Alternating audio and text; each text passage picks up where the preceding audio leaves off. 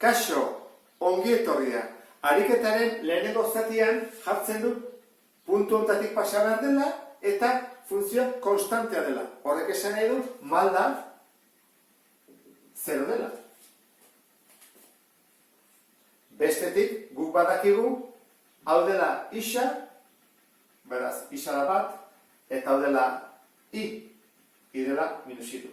Eta ordezkatzen badugu bere formulan, i ze bada minus iru. Malda zen bada 0. Isa bat. Gehi n. 0 bider bat, 0. Orduan, minus iru da n-ren balioa. Zein da orduan funtzioaren ekuazioa izango litzake?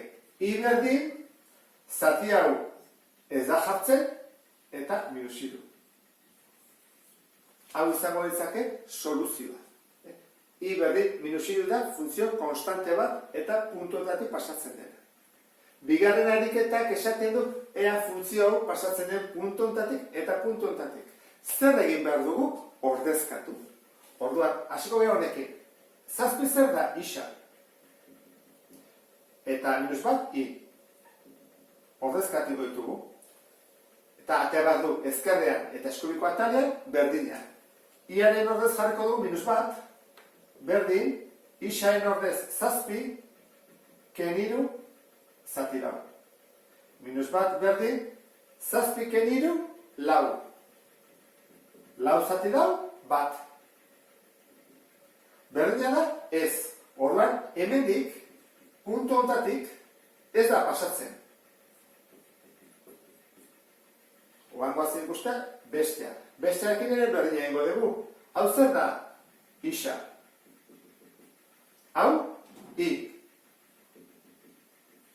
Ordezkatuko ditugu.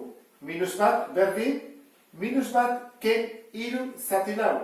Zen bat da hau? Minus bat, ken, iru, minus lau. Eta minus lau, zati lau, minus bat. Minus bat, berdin, minus bat.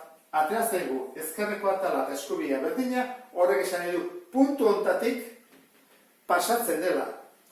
Minus bat, puntutik, bai. Ariketa oso simplea zen, ezta? Ba horrek bukatzen dugu, beste bat arte, agur?